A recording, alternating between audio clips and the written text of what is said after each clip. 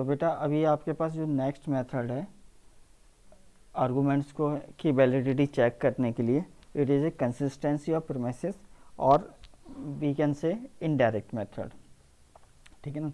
तो first of all पहले समझ लेते हैं कि इसका वर्किंग कैसे है। लेट्स सपोज हमारे पास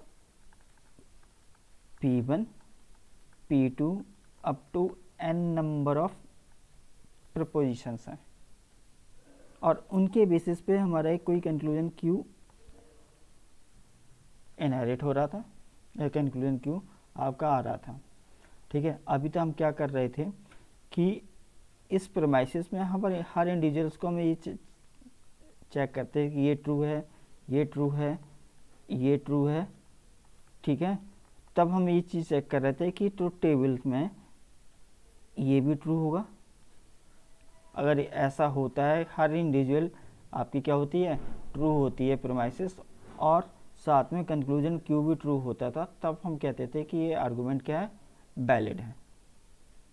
ठीक है, यानी कि इन टोटल इन सब का अगर मैं कंजंक्शन कर देता हूँ, कंजंक्शन मीन्स इन सब की मैं अगर एंडिंग करता हूँ, यानी कि मैं अब कह रहा हूँ कि P1 and with P2 and with P3 up to and with Pn। अगर हर कोई इंडिविजुअल ट्रू है, यानी हर आपकी ये ट्रू है, ये P1 true, P2 true up to Pn true, तो इसका पूरा का कंजंक्शन भी आपके लिए क्या हो जाएगा, ये ट्रू आएगा, एंडिंग ट्रू होगी। ठीक है, अब लेट्स सपोज हमारे पास वैलिड आर्गूमेंट है, वैलिड आर्गूमेंट है, दैट मीन्स कंक्लूजन हमारा क्या होगा, जब भी हमारी प्रीमाइसेस ट्रू होगी कंक्लूजन भी ट्रू होगा। ठीक है, अगर मैं इसका नेगेशन करता हूँ, यानी कि मैं निकालता हूँ नेगेशन Q, तो ये क्या हो जाएगा, अगर ये ट्रू है तो ये क्या हो जाएगा, फॉल्स हो जाएगा। और इस नेगेशन Q को मैं प्रीमाइसेस में एंट्री दे देता हूँ, यानी कि मैं इसको नेगेशन Q की एज ए एंट्री दे देता हूँ। अब यानी कि हमारे पास प्रीमाइसेस क्या होगी, कि हमारे पास P1 P2 up to n number of propositions हैं और नेगेशन Q एक हमारे पास और आ गया। ठीक है, ये ट्रू, ये ट्रू, ये ट्रू, सारी चीज़ें ट्रू हैं। और अगर आर्गूमेंट आपका वैलिड होगा तो ये ट्रू होगा, तो ये क्या हो जाएगा, फॉल्स होगा। और इन सब की मैं अगर फिर से एंडिंग करता हूँ, यानी कि ये क्या होगी, ये फॉल्स वैल्यू है। अब मैं सबकी एंडिंग करता हूँ तो इन टोटल ये पूरा क्या हो जाएगा, फॉल्स हो गया। तो अब हम कहते हैं कि हमारी जो प्रोमाइसिस थी वो कंसिस्टेंट थी। अब नेगेशन Q की वजह से, यानी कंक्लूजन, नेगेशन ऑफ कंक्लूजन की वजह से ये इनकंसिस्टेंट हो गई है। ये क्या हो गई, इनकंसिस्टेंट। अगर हमारी ये प्रोमाइसिस इनकंसिस्टेंट हो जाती है, डैट मीन्स किसकी वजह से हुई, जो हमने नेगेशन Q यहाँ पर ऐड किया है उसकी वजह से हुई। यानी कि इसका अपोजिट ये सही है, यानी कि आर्गूमेंट आपका क्या हो गया, वैलिड हो गया। लेट्स सपोज दूसरा सिनारियो ले लेते हैं कि ये चीज़ आपका आर्गूमेंट जो था वो इनवैलिड था। अगर इनवैलिड है तो आप यहाँ पर क्या होगा, ये फॉल्स होगा, ट्रू की जगह, ट्रू की जगह ये क्या होगा, फॉल्स। यानी जब भी हमारी प्रीमाइसिस ट्रू होती है तब हमारा कंक्लूजन क्या हो जाता है, फॉल्स हो जाता है, तो it is A invalid argument. अगर ये Q हमारा फॉल्स है तो नेगेशन Q क्या हो जाएगा, ये ट्रू हो जाएगा, इट इज़ ए ट्रू। और अब इसकी अगर मैं एंट्री करवाता हूँ तो ये क्या वैल्यू है, ट्रू हो गई। जब ये ट्रू हुआ तो इन सब का अगर मैं कंजंक्शन करता हूँ तो ये फॉल्स ना होकर अब ये क्या हो जाएगा, ट्रू हो जाएगी। यानी कि हमारी कंसिस्टेंसी बनी हुई है। कंसिस्टेंसी बनी हुई किसकी वजह से, नेगेशन Q के आने के बाद भी हमारी कंसिस्टेंट है। जब कंसिस्टेंट है यानी that means negation Q true है।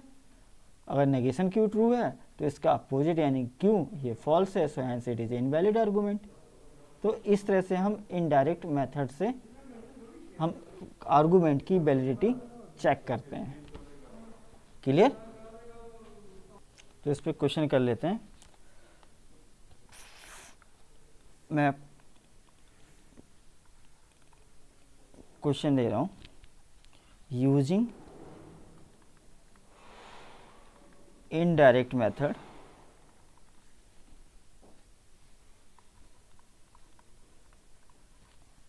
to show that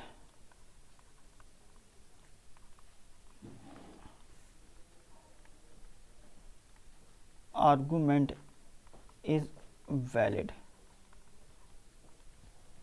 और कुछ इस तरह से आपके पास प्रीमिसेस है, P implication Q, R implication Q, S implication P और R, S और कंक्लूजन है it is a Q। Solution check करते हैं, ठीक है।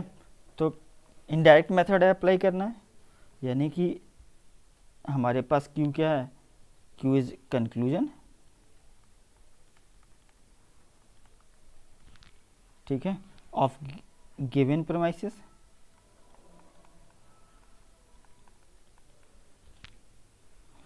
so we will include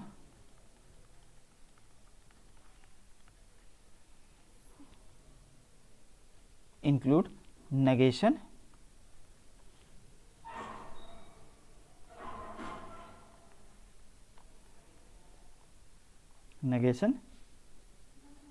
conclusion का जो भी दिया तो नेगेशन, कंक्लूजन क्यों दिया तो नेगेशन क्यों इन प्रीमाइसेस, इसको हमें इंक्लूड करना है। सो फर्स्ट हमें जो गिवन है वो P इम्प्लीकेशन Q, ये गिवन है, given premise, clear.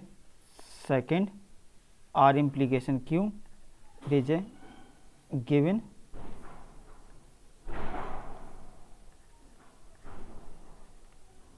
Premise.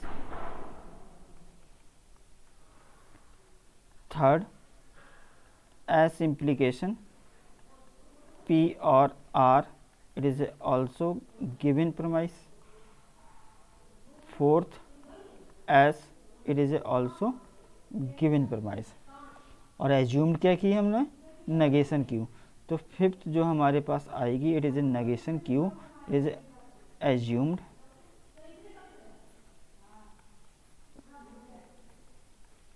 premise, ठीक है।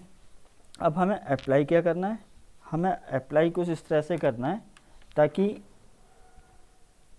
इन सब का कंजंक्शन, यानी कि 1 से लेके 5 तक का अगर कंजंक्शन मैं करता हूँ और मुझे वो इन एंडिंग करने के बाद मुझे मिल जाता है कुछ कॉन्ट्राडिक्शन मिल जाता है, यानी कि इट इज़ ऑलवेज फॉल्स, क्योंकि हम ऊपर यही देख रहे थे ना कि हमें कंडीशन कैसी मिले, अगर ये फॉल्स हो जाता है, ये वाली चीज़ हमारी फॉल्स होती है तो ये क्या हो जाता है, इट इज़ ऑलवेज फॉल्स, ये फॉल्स मिलता है हमें ये, ठीक है।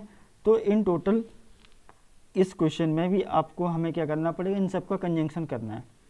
तो कंजंक्शन तो हम इस तरह से अभी डिसाइड नहीं कर सकते हैं कि इट इज़ ऑलवेज फॉल्स, तो इन टोटल इन सबको मुझे ऐसी प्रपोजिशन तक, एक सिंगल वेरिएबल तक लेके आने होंगे, यानी कि P Q R S, ठीक है, इनमें से मुझे सिंगल वेरिएबल्स मिल जाएं और उनका नेगेशन भी मिल जाए। जैसे कि 4th नंबर पे मुझे S है, मुझे नेगेशन S मिल जाए, 5th नंबर पे नेगेशन Q है, मुझे Q मिल जाए, तो इन दोनों की मैं अगर एंडिंग करूँगा, कंजंक्शन करूँगा, तो मुझे पता चल जाएगा इट इज़ ऑलवेज फॉल्स। और क्योंकि इनमें से एक भी वैल्यू फॉल्स हो जाती है तो पूरा हमारा कंजंक्शन करने का जो पर्पस है वो फुलफिल हो जाएगा, यानी कि वो पूरा फॉल्स हो जाएगा, ठीक है। तो विच हमारा हमेशा वो लीड करेगा कॉन्ट्राडिक्शन पर, क्लियर। सो एस आ गया तो हम कोशिश करते हैं कि नेगेशन एस मिल जाए, क्लियर, या फिर नेगेशन क्यू मिल गया तो मैं कोशिश करूँगा कि मुझे क्यू मिल जाए, ठीक है ना। तो इसमें से अब हम अप्लाई करने की कोशिश करेंगे कुछ रूल्स। पी इम्प्लीकेशन क्यू है, यहाँ पर आर इम्प्लीकेशन क्यू है, हाइपोथेटिकल सिलोजिज्म नहीं लग सकता, ठीक है। हाँ, इन दोनों में थर्ड एंड फोर्थ में मॉडस पोनेंस में अप्लाई कर देता हूँ, ठीक है। सो अगर मैं अप्लाई करता हूँ मॉडस पोनेंस रूल, तो मॉडस पोनेंस रूल क्या था, P implication Q, P then हम मुझे क्या मिलता था, क्यू। मॉडस पोनेंस अगर रूल मैं देखूँ आप लोगों के लिए तो क्या था, पी इम्प्लीकेशन क्यू, ठीक है, पी तो हमें क्या मिलता था, क्यू, ठीक है, it is a modus ponens rule. अब मॉडस पोनेंस रूल यहाँ पर मुझे अप्लाई करना है, तो इस केस में क्या हो जाएगा, अगर मैं थर्ड एंड फोर्थ में अप्लाई करता हूँ तो मॉडस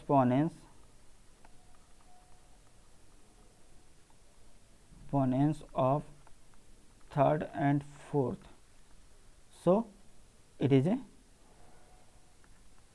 पी और R. Clear?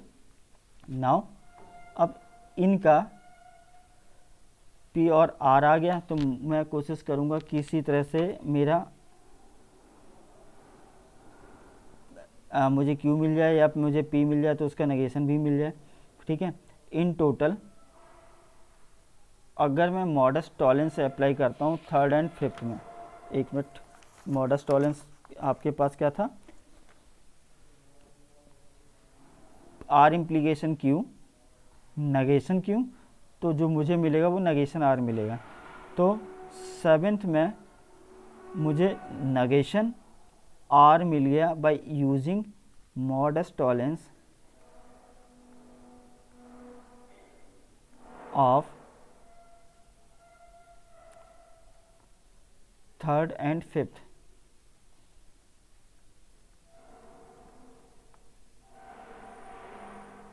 Clear? Now negation R भी मिल गया, मैं कोशिश करूँगा R मिल जाए। तो सिक्स का अगर मैं सिंप्लीफिकेशन तो नहीं लगेगा, क्योंकि सिंप्लीफिकेशन एंड में लगता है। R सिक्स और सेवन का मैं डिसजंक्टिव सिलोगिज्म में अप्लाई कर सकता हूँ। डिसजंक्टिव सिलोगिज्म क्या था हमारा, एक बार मैं फिर से रूल यहाँ पर बता देता हूँ। डिसजंक्टिव सिलोगिज्म में आपका था कि P और Q और यहाँ पर नेगेशन P मिलता है, तो हमारा जो कंक्लूजन होगा वो Q हो जाएगा। ये डिसजंक्टिव सिलोगिज्म है। तो सेम रूल यहाँ पर मैं अप्लाई करूँगा, ठीक है, और अप्लाई वो करूँगा सिक्स और सेवेंथ में।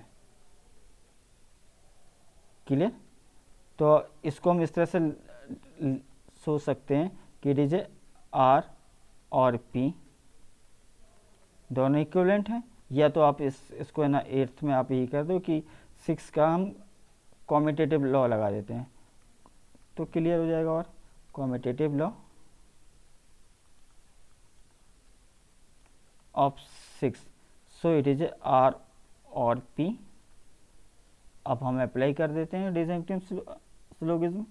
जब हम डिसजंक्टिव सिलोगिज्म लगाएंगे सेवेंथ और एट्थ में, तो जो मुझे मिलेगा वो P मिल जाएगा। So it is a P, it is a P मिल गया। चलो, disjunctive syllogism of seventh and eighth. Clear? अब मेरे पास P भी आ गया। नेगेशन P की रिक्वायरमेंट है, कहीं नेगेशन P मिल जाए मेरे को, है ना। अब मैं नेगेशन Q और Q, ठीक है बेटा। अब इसमें हम फर्स्ट में, ये रहा फर्स्ट और फिफ्थ में मॉडस टॉलेंस अगर मैं अप्लाई करता तो मुझे क्या मिलेगा, नेगेशन Q, नेगेशन P मिल जाएगा ना। So modus tollens of first and fifth, so 1 second, so it is a negation P। Okay, next, अब हमारे पास P भी है, नेगेशन P भी है। अगर मैं 11th में P एंड नेगेशन P दोनों परफॉर्म करता हूँ, conjunction of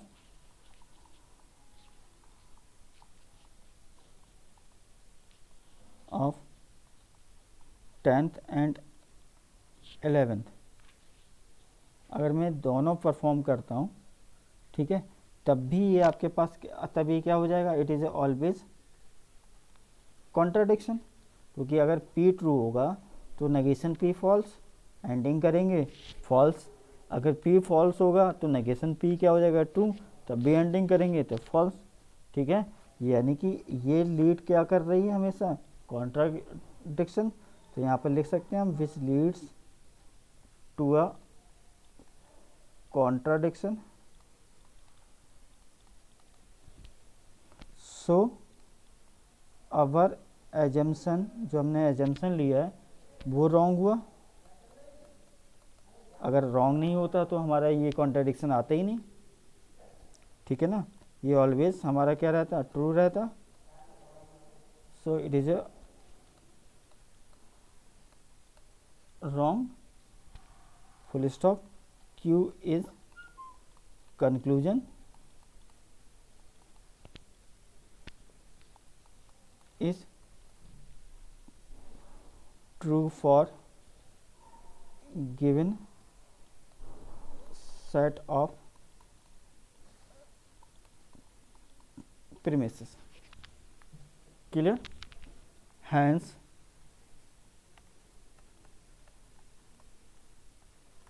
argument is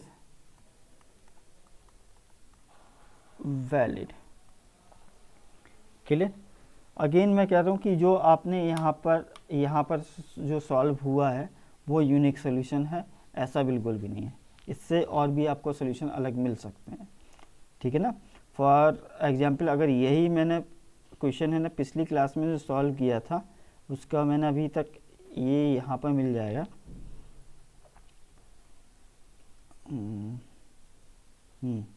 same question है, ठीक है, नीचे वाले में और इसमें डिफरेंस क्या है, ये आपको मिला था, ये P implication Q, R implication Q, S implication P और R S। यहाँ पर एज्यूम प्रोमाइसिस हमारे पास क्या थी, ये फिफ्थ की नेगेशन Q थी। मॉडस पोनेंस हमने भी यहाँ पर अप्लाई किया है, किसमें, थर्ड एंड फोर्थ में। यहाँ पर थर्ड एंड फोर्थ का मॉडस पोनेंस अप्लाई किया तो मुझे क्या मिला, P और R। फिर मॉडस टॉलेंस अप्लाई किया था सेकेंड एंड फिफ्थ में, तो मुझे नेगेशन R मिल गया। अब फिर इसका सिक्स और सेवेंथ का अगेन डिजेंटिव स्लोगिज्म निकाला तो P मिल गया।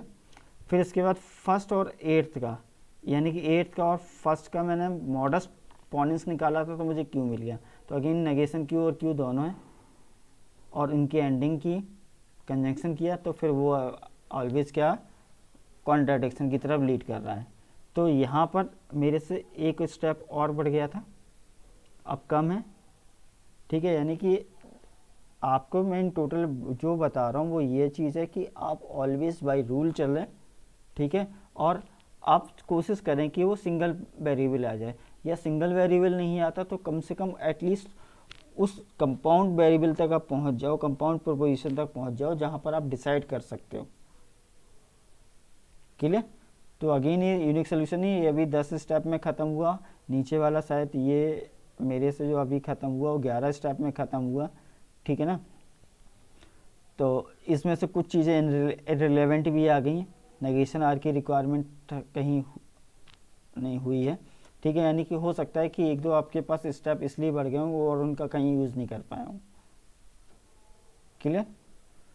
सो इस टाइप से आपको है ना क्वेश्चन इनडायरेक्ट मेथड्स में करना होगा। एक दो क्वेश्चन और ले लेता हूँ, यूनिवर्सिटी के आए हुए क्वेश्चन ले लेते हैं। ठीक है ना,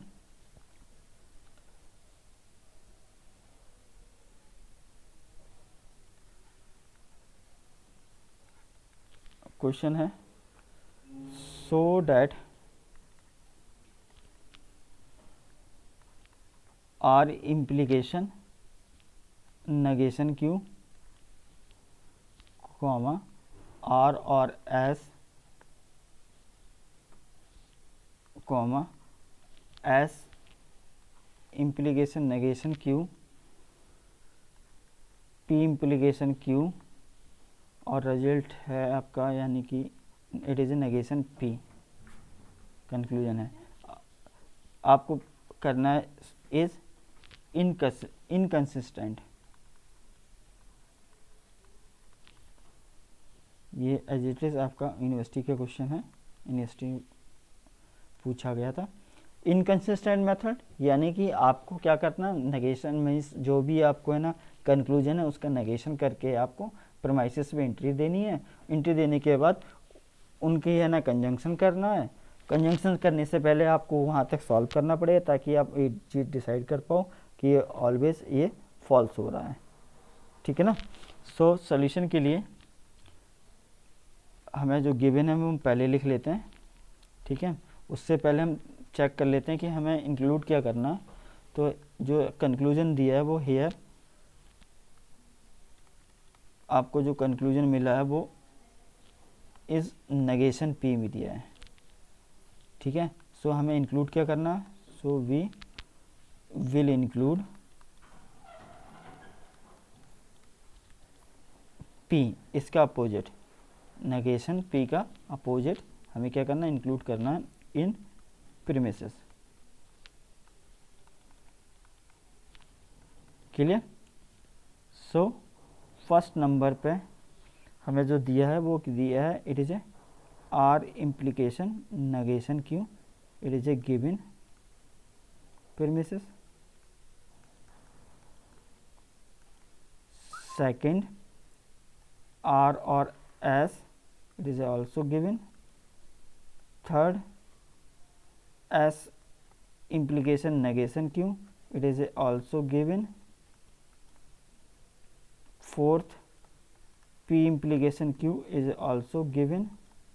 एंड नेगेशन P का नेगेशन यानी कि जो हमारे पास कंक्लूजन है उसका नेगेशन, ये P, ये हमारी क्या होगी, एज्यूम्ड।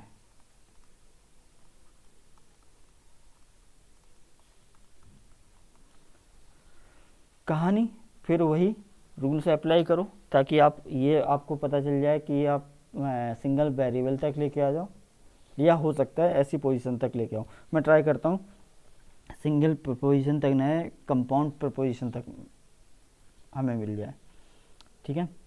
तो फोर्थ एंड फिफ्थ में डायरेक्टली लिख रहा है कि मैं मॉडस पोनेंस अप्लाई कर देता हूँ।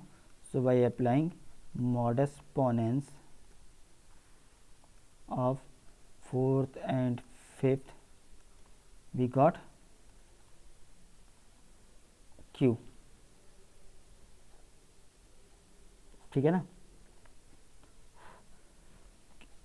अब S इम्प्लीकेशन नेगेशन Q है, यहाँ पर Q है, मॉडस टॉलेंस अप्लाई हो जाएगा, ठीक है ना। सो मैं अप्लाई कर रहा हूँ modus tollens of third and sixth, third and sixth, so we got negation S, clear. R और S आपको गिवन है एंड ओके ये आपको गिवन है, ठीक है ना। फिफ्थ इसमें अप्लाई करते हैं R और S and S negation S, ठीक है बेटा। सेकेंड में और सेवेंथ में मैं डिजंक्टिव सिलोगिज्म लगा सकता हूँ। So disjunctive syllogism of second and seventh, R और S negation R, we got the R, so it is a R, clear। Again R है हमारे पास और Q है, R और Q का मैं कंजंक्शन कर रहा हूँ, ठीक है ना। R दिया है और Q दिया है, तो नाइन्थ नंबर पे मैं R और Q का मैं कंजंक्शन करता हूँ, ठीक है। Conjunction of sixth and eighth, ये अभी भी हमारी प्रोमाइसिस ट्रू है, क्योंकि कंजंक्शन ये सारे 1 से लेके 8 तक सारे ट्रू हैं, तो इन सब का कंजंक्शन भी हमारा ट्रू होगा, 9 भी ट्रू है। तो डैट मीन्स अभी भी हमारी प्रोमाइसिस क्या है, कंसिस्टेंट है। क्लियर? ये इसलिए किया मैंने ऐसा क्योंकि यहाँ पर जो आपको गिवन है वो गिवन है R implication negation Q first का। अगर मैं इसका इक्विवेलेंट फार्मूला लिखता हूँ, यानी इक्विवेलेंट फार्मूला क्या है, अगर पी इम्प्लीकेशन क्यू है तो इसका इक्विवेलेंट फार्मूला क्या होता है, नेगेशन पी और क्यू। क्लियर? तो यहाँ पर आपके पास नेगेशन आर है, इम्प्लीकेशन नेगेशन क्यू है, तो इसका इक्विवेलेंट के फार्मूला क्या हो जाएगा, नेगेशन आर और नेगेशन क्यू। ठीक है ना? तो 10th में आपको मिला it is a negation R और नेगेशन क्यू। क्लियर? अगर मैं इसमें डी मॉर्गन से अप्लाई कर देता हूँ 11 में Morgan's law of 10th, so it is a negation बाहर आ जाएगा, आर एंड क्यू आ गया। मैं ये चीज़ बोलने वाला था आप लोगों से कि 9th और 11th अगर हमने अब चेक करता हूँ, सेम प्रोपोजिशंस हैं, आर एंड क्यू, यहाँ पर क्या आर एंड क्यू, पर यहाँ पर क्या आपके पास नेगेशन है। अब इन दोनों की मैं कंजंक्शन परफॉर्म कर सकता हूँ। सो 12th में अगर मैं कर देता हूँ जैसे कंजंक्शन ऑफ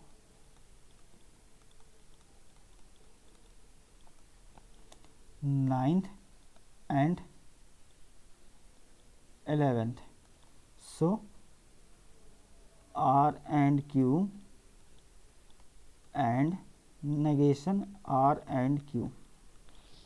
अब ये क्या होगा, ये ट्रू होगा तो ये फॉल्स हो जाएगा, रिजल्ट एंड का फॉल्स। अगर ये फॉल्स होगा तो ये ट्रू हो जाएगा, तब भी एंड का एंडिंग करेंगे तब भी इट इज ऑलवेज फॉल्स, यानी कि ये क्या है, it is which leads to always contradiction. ठीक है? तो पर्पस ये था इस टाइप के बताने के लिए, नहीं तो अदरवाइज अब आर आ चुका था, नेगेशन आर लाने की कोशिश करते हैं, क्यू मिल चुका था, नेगेशन एस था तो हम एस लाने की कोशिश कर सकते थे, क्यू मिला तो नेगेशन क्यू, पी है था तो हम नेगेशन पी भी ला सकते थे। पर पर्पस मेरा यहाँ पर ये था कि आप कुल मिला के इस तरह की भी चीज़ें देखो कि अगर आपके पास कंपाउंड प्रीपोजिशन भी आती है पर सेम आती, पर इन अपोजिट नेचर, तब भी आप उनका कंजंक्शन निकाल के क्वेश्चन को ख़त्म कर सकते हो। सो यहाँ इट इज, ये दोनों आपकी क्या कर रही हैं, लीड्स कर रही हैं कॉन्ट्राडिक्शन को। ठीक है? तो यहाँ पर लिख सकता हूँ विच लीड्स टू कॉन्ट्राडिक्शन।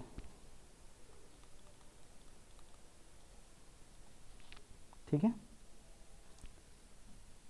यही चीज़ हमें शो करनी थी, इनकंसिस्टेंट होगी। क्लियर? तो नेक्स्ट क्वेश्चन लेते हैं।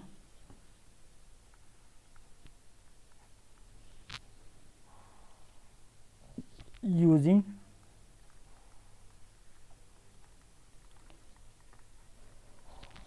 indirect method of proof so that following argument is valid।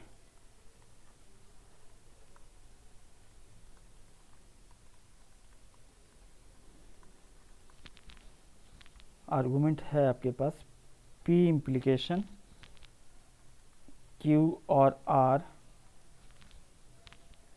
Q implication negation P, S implication negation R and P, और कंक्लूजन आपको जो दिया है वो P implication negation S। University में आया हुआ ये भी क्वेश्चन है, सॉल्यूशन देखते हैं। ठीक है? तो सबसे पहले इस कंक्लूजन का हमें क्या करना पड़ेगा, नेगेशन। ठीक है? तो हमें जो दिया है वो कंक्लूजन जो वो आपको मिला है वो पी इम्प्लीकेशन नेगेशन एस में दिया है, ये पी इम्प्लीकेशन नेगेशन एस। सो हमें जो इंक्लूड करना है, सो वी विल इंक्लूड इसका negation of P implication negation S. इसको इंक्लूड करने का कोई बेनिफिट नहीं है एज इट इज़, क्योंकि तो इसके लिए हम और फर्दर सॉल्व कर लेते हैं, शायद हमें कुछ और अच्छा मिल जाए। तो इसके इक्विवेलेंट फार्मूला लिखते हैं। इसका इक्विवेलेंट फार्मूला क्या है, पी इम्प्लीकेशन नेगेशन एस का, तो नेगेशन पी करेंगे और इम्प्लीकेशन के बाद जो भी है वो एज इट इज़, तो एज इट इज़ करेंगे नेगेशन एस। और इसमें अगर मैं डी मॉर्गन से अप्लाई कर देता हूँ तो it is A P and S होगा। तो हम इसको इंक्लूड कर लेते हैं। तो फर्स्ट हमें जो गिवन है पी इम्प्लीकेशन क्यू और आर, सेकंड जो गिवन है Q implication negation P, third जो गिवन है वो एस इम्प्लीकेशन नेगेशन आर, और फोर्थ वन जो गिवन है इट इज ए पी। ठीक है, तो यहाँ से यहाँ तक जो आपको है it is A given premises.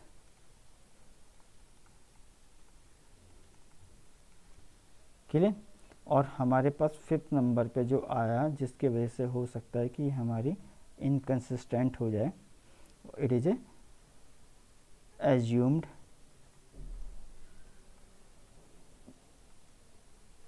Premise. Clear. Now first and fourth modus ponens apply करते हैं। तो first modus ponens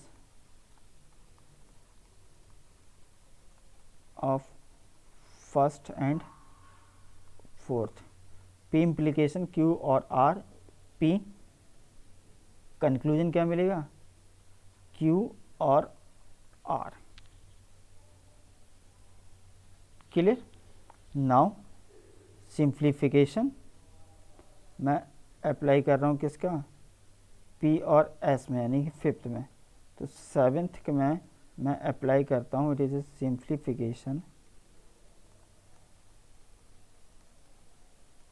of fifth. So मुझे पी भी मिल सकता है और एस भी मिल सकता है सिंप्लीफिकेशन के बाद, तो मैं यहाँ पर एस ले रहा हूँ, यानी पी एंड एस का जो वैलिड कंक्लूजन है by the using rule inference rule simplification, वो क्या है एस। क्लियर। नाउ थर्ड और सेवेंथ का मैं मॉडस पोनेंस अप्लाई करता हूँ तो मुझे नेगेशन आर मिल जाएगा। सो अगेन थर्ड और सेवेंथ का मॉडस पोनेंस, सो मॉडस पोनेंस केवल पर्पस ये है कि मैं सिंगल वेरिएबल तक ले आऊँ, ताकि सिंगल वेरिएबल पे आने पे थोड़ा सा इजी हो जाता है कॉन्ट्रडिक्शन निकालना। ठीक है ना। तो थर्ड एंड सेवेंथ का अगर मैं मॉडस पोनेंस निकालता हूँ तो इट इज आपके पास negation R. So we have P S and negation R, इनके अपोजिट मिल जाए। एक क्यू रह गया, उसको भी निकाल लेते हैं। तो सिक्स एंड एट्थ में डिसजेंटेंस लोगिज्म लग जाएगा। सिक्स और एट्थ में डिसजेंटेंस लोगिज्म लगा देते हैं। तो नाइन्थ जो रूल बनेगा by the disjunctive syllogism of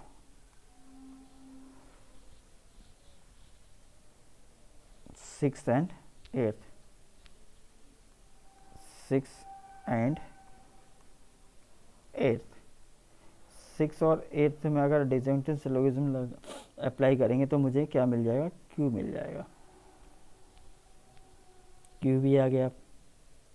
इनका एक किसी का अपोजिट निकाल लेते हैं। तो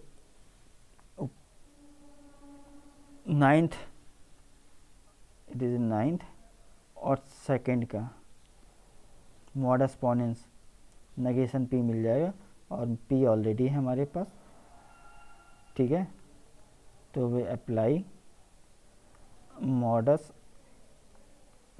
पोनेंस of ninth and second, we got ninth second में हमारे पास है it is a q implication negation p, और नाइन्थ में है q, तो हमें क्या मिल जाएगा, वैलिड जो कंक्लूजन आएगा वो it is negation p, so here it is negation p। और 11th में नंबर पे हमारे पास नेगेशन p है, और p already we on fourth number पे p ऑलरेडी है हमारे पास, तो हम इन दोनों का कंजंक्शन कर देते हैं। So conjunction of fourth and 10th, so p and negation p, it is always false, that means it is a contradiction। भाई तीन चीज़ें आप लोगों को पहले भी बताई थी, contradiction, tautology and contingency. Tautology it is always true, contradiction it is always false, and contingency which have both values true and false, ठीक है ना।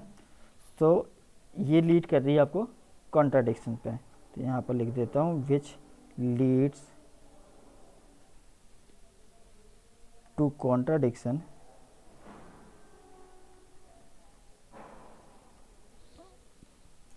therefore our assumption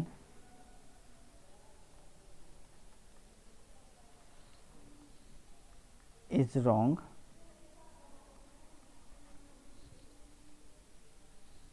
ठीक है ना। हमारा एजम्पशन क्या हो गया, रॉन्ग हो गया, क्योंकि ये हमारी अब क्या हुई, इनकन्सिस्टेंट हो गई। इनकन्सिस्टेंट किसकी वजह से हुई, जो हमने एजम्पशन यूज़ किया, ठीक है, यानी कि उसका अपोजिट हमारा क्या होगा, ट्रू होगा। So conclusion p implication negation as hold true, hence argument is valid। Clear.